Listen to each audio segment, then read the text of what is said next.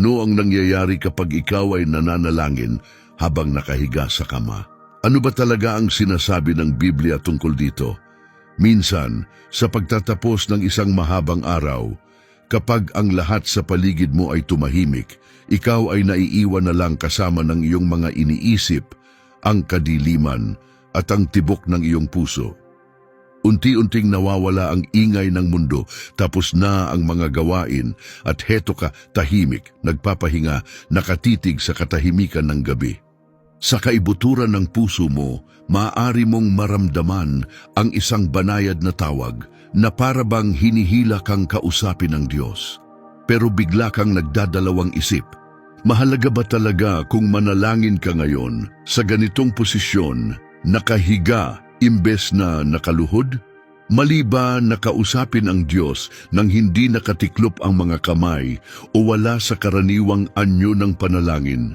Simple lang ang sagot, nakipagtagpo ang Diyos sa mga tao sa iba't ibang lugar, sa malalalim na lambak, sa matataas na bundok, sa mga bilangguan at maging sa mga silid-tulugan nila. Sa buong Biblia makikita natin ang mga kwento ng mga taong tumawag sa Kanya kahit saan sila naroroon at palagi siyang nakikinig. Hindi kailanman tungkol sa lugar o sa posisyon ng katawan. Ang mahalaga ay ang puso. Pero kailangan din nating maging totoo. Ang ginhawa ng kama ay maaaring biyaya, pero maaari rin itong maging dahilan ng pagkaantok sa espiritu. Sa mga oras ng gabi, maaari kang mapalapit sa Diyos o dahan-dahang malugmok sa espiritual na pamamanhid. Nakadepende ito sa estado ng iyong puso. Maaari mong sabihin sa sarili, bukas na lang ako mananalangin o mas maganda siguro bukas.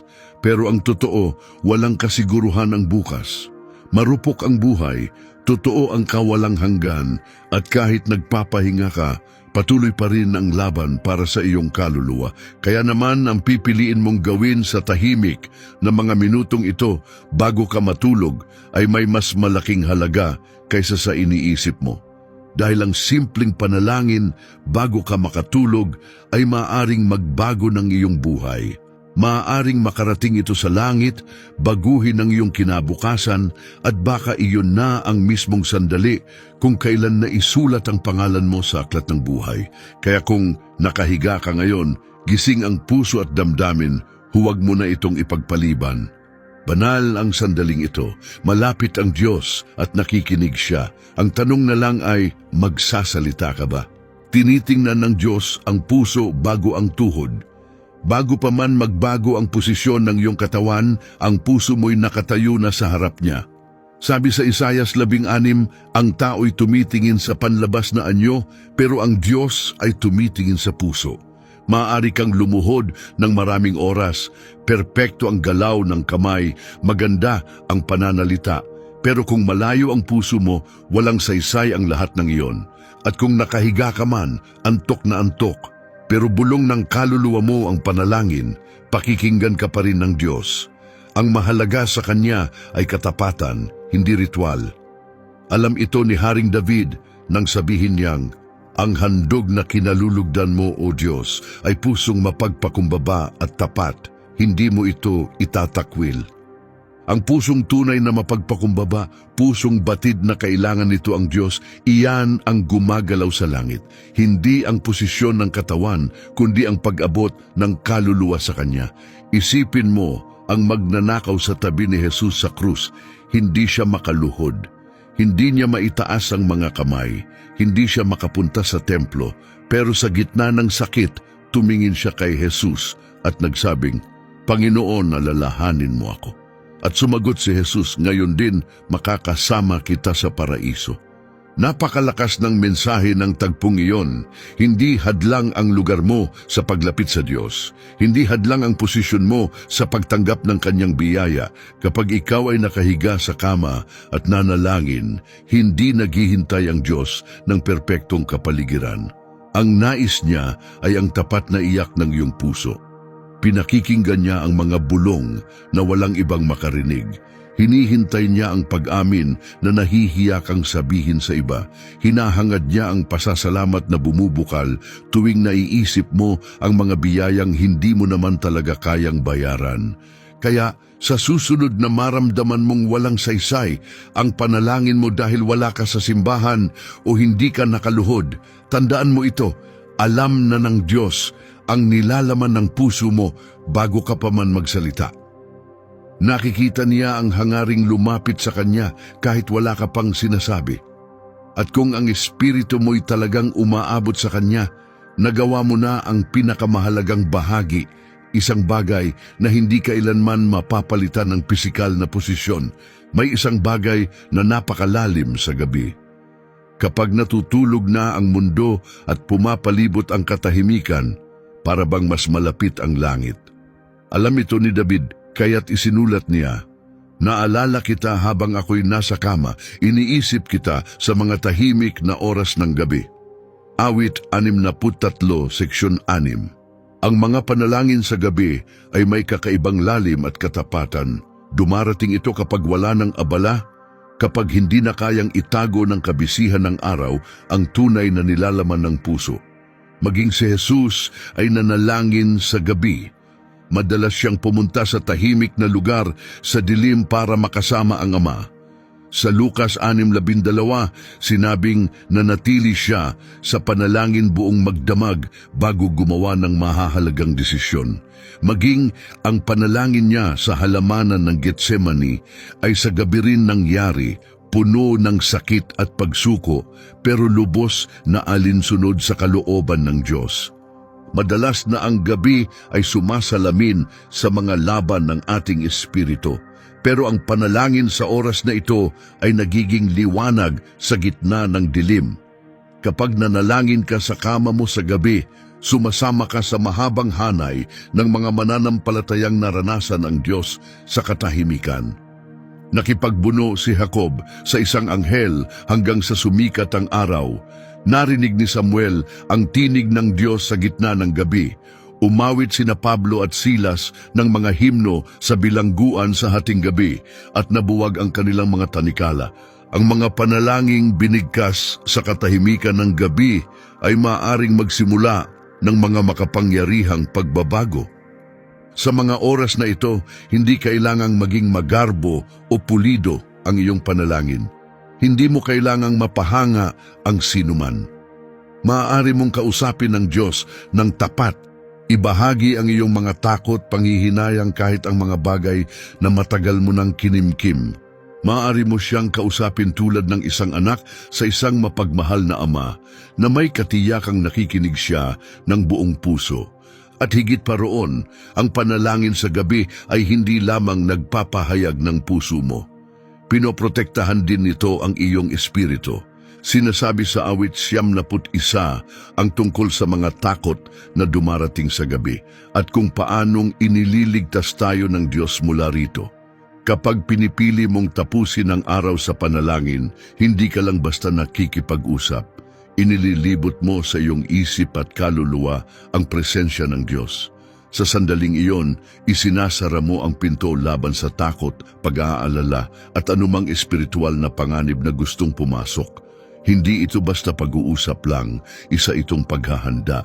Pinatitibay mo ang iyong espiritu bago ka matulog. Kaya ngayong gabi, habang ikaw ay nahihiga, huwag mo lang isipin na oras na ng pagtulog. Isipin mo itong simula ng isang banal na pakikipagtagpo. Bawat salitang binibigkas mo sa katahimikan ay may kapangyarihang abutin ang langit at baguhin ang mangyayari sa mundo.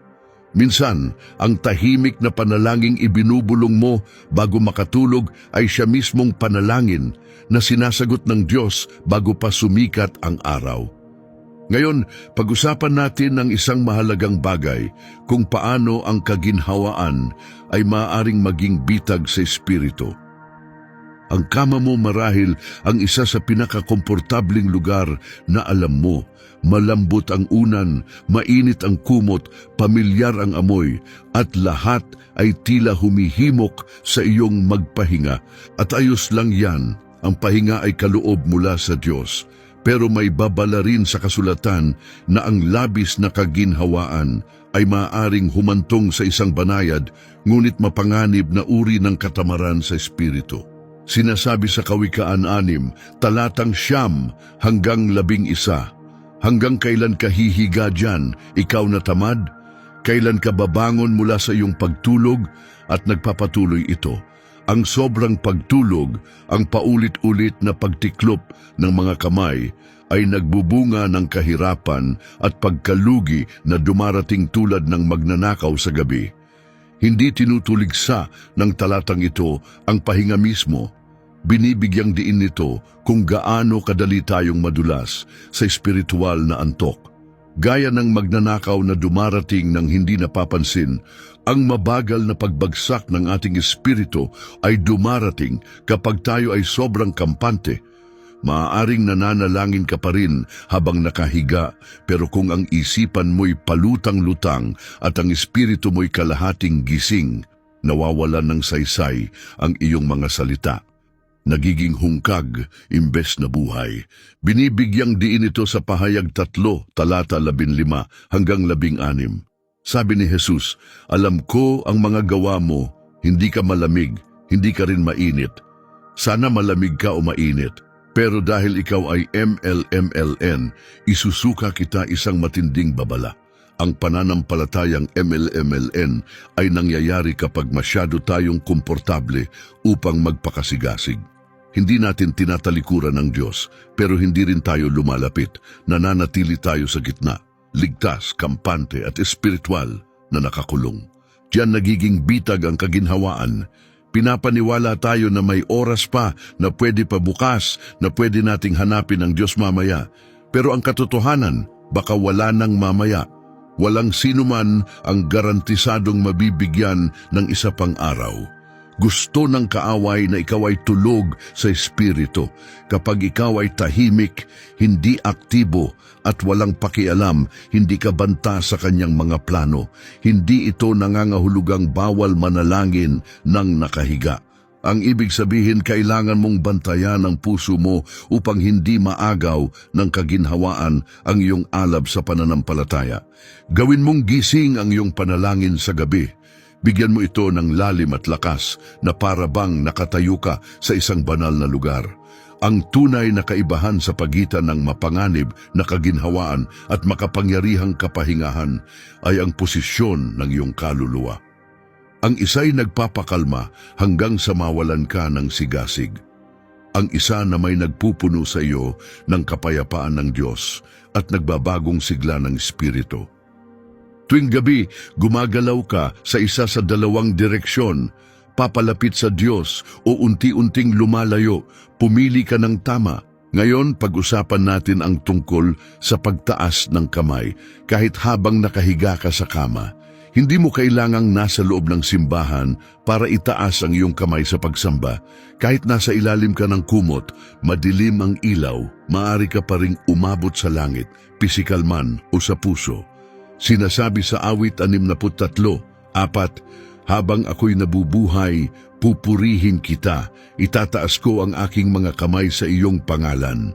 At sa ikalawang sulat ni Pablo sa Timoteo, talata 8 isinulat ni Pablo, nais kong ang mga lalaki, saan mang dako ay manalangin, itinaas ang banal na kamay na walang galit o alitan.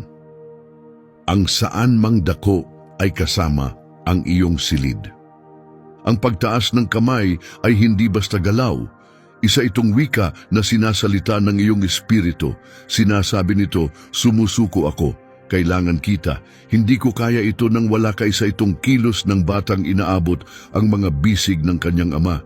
At kahit maliit lang ang iyong galaw, tahimik sa ilalim ng kumot, kung ito'y tapat, taglay pa rin nito ang parehong kapangyarihan. Hindi mahalaga kung gaano kataas ang pagtaas ng kamay. Ang mahalaga ay kung gaano kabukas ang puso mo. At kapag pagod ka na at pakiramdam mo'y mabigat itaas ang kamay, iyon ang panahong mas mahalaga ito. Tandaan mo si Moises sa Exodo 17. Habang nakataas ang kanyang mga kamay sa panahon ng labanan, nananalo ang mga Israelita. Nang siya'y mapagod, inalalayan nina Aaron at Hur ang kanyang mga kamay. Ipinapakita nito ang isang malalim na katotohanan. Ang panalangin na may nakataas na kamay ay may tunay na espiritual na kapangyarihan kahit tayo'y mahina. Kaya sa iyong kama, sa katahimikan ng gabi, ang pagtaas ng kamay ay maaaring maging isang tahimik, ngunit matapang na mensahe sa mundo nang hindi nakikita. Ako'y sa Diyos. Sa Kanya ang aking pag-asa, hindi kayang pigilan ng pagod ang iyong pagsamba. At ang nakataas mong kamay ay hindi lamang para sa pagpupuri, kundi para rin sa pagtanggap. Isipin mong ikaw ay isang batang umaabot para sa kaaliwan, para sa lakas. Iyan ang ginagawa mo kapag itinataas mo ang iyong kamay bago matulog. Inaanyayahan mong lumapit ang Diyos, yakapin ka ng Kanyang kapayapaan, at ipadama ang Kanyang presensya. Kahit walang makakita, kahit ilang segundo lang ito, banal pa rin ang sandaling iyon. Ang pagtaas ng kamay sa iyong silid ay maaaring gawing banal ang isang karaniwang gabi. Ang iyong silid ay nagiging dambana at ang iyong pahinga ay nagiging pagsamba. Sa huli, pag-usapan natin ang kagyat na pangangailangan ng panalangin. Isa sa pinakamapanganib na kasinungalingang ibinubulong ng kaaway ay ito: pwede ka namang manalangin mamaya. Para bang walang masama sa paghintay hanggang umaga, hindi ba? Pero sa banal na kasulatan, paulit-ulit nating nakikita, walang mas mainam na panahon ng panalangin kundi ang ngayon. Sa Nehemias 2:4, nang tanungin siya ng hari kung ano ang nais niya, tahimik siyang nanalangin sa mismong sandaling iyon. Hindi ito mahaba o malakas, pero agad at totoo. Hindi sa templo nanalangin si Nehemias. Nasa gitna siya ng pag-uusap, ngunit mabilis siyang lumapit sa Diyos. Alam niyang kailangan niya ng tulong sa mismong oras na iyon at hindi siya naghintay. Ang maikling panalangin iyon ay nagbukas ng lahat, binago ang tugon ng hari at binigyang daan si Nehemias na muling itayo ang nawasak na pader ng Jerusalem. Isipin mo ang magnanakaw sa tabi ni Jesus sa krus. Wala na siyang oras o kakayahang lumuhod, magdasal ng mahaba o ihanda ang sarili. Sa huling hininga niya, tumingin siya kay Jesus at nagsabi, "Panginoon, alalahanin mo ako kapag ikaw ay naghahari." Ang desperadong sigaw na iyon sa kanyang huling sandali ay tinugon ng isang pangakong panghabambuhay. Ngayon din ay makakasama kita sa paraiso. Nauunawaan din ni Daniel ang kagyat na pangangailangan ng panalangin. Sa Daniel 9, nang napagtanto niya na malapit ng matupad ang propesiya ni Jeremias, hindi siya nagpaliban. Agad siyang lumapit sa Diyos sa pamamagitan ng panalangin, pagsusumamo, pag-aayuno at pagpapakumbaba. Hindi niya hinintay ang isang espesyal na okasyon o malaking kaganapan, kumilos siya kaagad. Kaya kapag ikaw ay nakahiga at nararamdaman mong may banayad na hatak sa puso mo, tandaan mong hindi iyon basta damdamin lang. Iyon ay paanyaya ng banal na espiritu sa isang banal na pagtatagpo. Ang pag-aantala ay maaring magkahulugan ng pagkawala ng isang sandaling inilaan mismo para sa iyo. At minsan, ang panalangin nararamdaman mong dapat mong ipanalangin sa kalagitnaan ng gabi ay hindi lang pala para sa iyo. Maaring tinatawag ka ng Diyos upang manalangin para sa iba. Maaring isang espiritual na pagsagip ang nakasalalay sa mismong panalangin iyon. Mapanganib ang ipagpaliban ang panalangin dahil ang buhay ay hindi tiyak. Sa Kawikaan 27:1, tayo'y binababalaan na huwag magyabang tungkol sa bukas dahil hindi natin alam kung ano ang dadalhin ng susunod na araw. Wala tayong katiyakang magkakaroon pa ng isa pang tahimik na oras, isa pang hininga o isa pang pagkakataon. Ang panalangin ay hindi lang pakikipag-usap sa Diyos, ito'y hakbang ng pagsunod. Kaya anumang oras na maramdaman mong tinatawag ka ng Diyos, nakahiga ka man, naglalakad o nakaupo sa iyong mesa, manalangin ka agad. Huwag kang maghintay. Sa mismong oras na iyon, naririnig ng langit ang iyong tinig at ang simpleng panalangin mo ay maaaring magpalaya ng kapangyarihan ng Diyos sa paraang hindi mo kailanman lubusang mauunawaan habang ikaw ay nabubuhay sa mundong ito. Ang gabi ay maaaring magdala ng mapayapang tulog o ng matinding espiritual na labanan. Habang nagpapahinga ang katawan mo, patuloy ang kilos sa espiritual na mundo. Sinasabi ng Biblia na hindi tayo nakikipaglaban sa laman at dugo, kundi laban sa mga puwersa ng kadiliman at mga kapangyarihang hindi nakikita.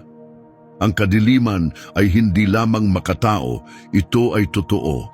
Sinasabi sa awit 71 ang tungkol sa takot sa gabi at kung paano inaalagaan ng Diyos ang kanyang mga anak laban dito. Ang mga takot na ito ay hindi laging pisikal, maaring ito'y anyo ng pagkabalisa, takot, bangungot o biglaang lungkot at kawalan ng pag-asa. Ang gabi ang oras kung kailan ang isipan mo ay tahimik at nawawala ang mga abala. At madalas, diyan sumusubok pumasok ang kaaway, pero kayang baguhin ng panalangin ang lahat ng iyon. Kapag ikaw ay nanalangin mula sa iyong kama, ginagawang tagumpay ang isang sandaling mahina at marupok. Ang pagsasalita ng katotohanan ng Diyos sa katahimikan ng gabi ay hindi lamang nagbibigay ng kaaliwan, itinutulak nito palayo ang kadiliman. Nang tinukso si Jesus sa ilang, hindi siya nakipagtalo sa kaaway. Sagot lang niya ay kasulatan, ang kaparehong makapangyarihang sandata ay nasa iyo rin ngayong gabi. Isipin mo sina Pablo at Silas sa Gawa 16. Bandang hating gabi, matapos silang bugbugin at ibilanggo, nanalangin sila at umawit ng papuri sa Diyos. Bigla, lumindol ang kulungan, nabuksan ang mga pinto at nalaglag ang mga tanikala. Ang hating gabi ay hindi lang oras, ito'y simbolo ng pinakamadilim na sandali sa buhay. At sa mga panahong iyon, kayang sirain ng panalangin ang mga tanikalang ni hindi mo namamalayang nandoon. Mula sa iyong kama, maaari kang makipagdigma sa Espiritu. Maaari mong ipanalangin ang iyong tahanan, pamilya, isipan, kalusugan at kinabukasan. Maaari mong itakwil ang takot sa pangalan ni Jesus, ideklara ang kapayapaan sa iyong mga iniisip at anyayahan ang banal na Espiritu na punuin ang iyong silid. Hindi kailangang malakas ang panalangin para ito'y maging makapangyarihan. Ang tunay na kapangyarihan sa panalangin ay hindi galing sa lakas ng boses, kundi sa pananalig. Gusto ng kaaway na ang gabi ay kanya, pero alam ng mga anak ng Diyos na ang kadiliman ay hindi madilim sa Panginoon. Sinasabi sa awit 139, talata 12, maging ang kadiliman ay hindi madilim sa iyo. Ang gabi ay nagliliwanag na tulad ng araw. Kapag nanalangin ka sa gabi, inaangkin mo ang lugar bilang pag-aari ng Diyos. Ikaw ay natutulog sa kanyang pag-iingat habang ang mga anghel ay nagbabantay. Kaya tandaan, ang iyong kama ay maaaring maging larangan ng labanan o tanggulan. Ikaw ang pipili. Matutulog ka bang walang sandata o magpapahinga kang tangan ang espada ng Espiritu? At ngayon, narito ang isang napakagandang lihim tungkol sa pamamahinga sa presensya ng Diyos. May uri ng kapayapaan na higit pa sa pisikal na tulog. Ito'y ang malalim na kapahingahan kapag ang kaluluwa mo'y ligtas sa bisig ng Diyos. Sinasabi sa awit 4, talata 8, sa kapayapaan ako'y hihiga at matutulog, sapagkat ikaw lamang, O Panginoon, ang nagbibigay sa akin ng ligtas na pamumuhay. Hindi lang ito tungkol sa pagpapahinga, ito'y tungkol sa pagkakaroon ng kapayapaang hindi matitinag dahil alam mong hawak ng Diyos ang lahat. Ang pamamahinga sa kanyang presensya ay hindi lang basta pagdikit ng mata, ito'y ang pagsuko ng lahat ng bigat na dinala mo sa buong araw. Lahat ng stress, pag-aalala at panghihinayang na paulit-ulit sa isip mo, inihahain mo ang mga iyon sa paanan niya at sinasabi, Panginoon, sa iyo ko na ito ibinibigay. At pagkatapos, hinahayaan mong balutin ka ng kanyang kapayapaan na parang isang mainit na kumot para sa kaluluwa mo. Binigyan tayo ni Jesus ng paanyayang ito sa Mateo 11:28 hanggang 29. Lumapit kayo sa akin, kayong lahat na napapagal at nabibigatan, at kayo'y aking pagpapahingahin. Ang pangakong ito ay hindi lang para sa mga pisikal na pagod. Ito'y para sa mga taong nakahiga sa dilim, nakatitig sa kisame at nagtatakang may magbabago pa ba.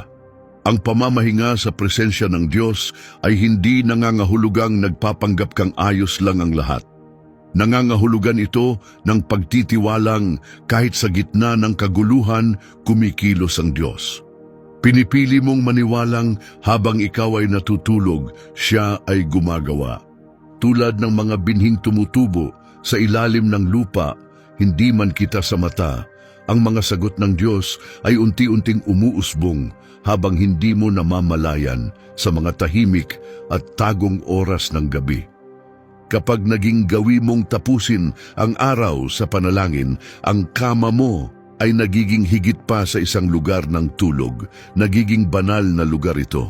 Isang tahimik na espasyo kung saan kayo'y nagkikita ng Diyos.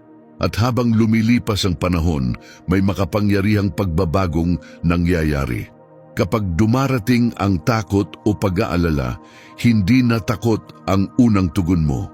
Sa halip, ang puso mo ay kusa ng lumalapit sa Diyos.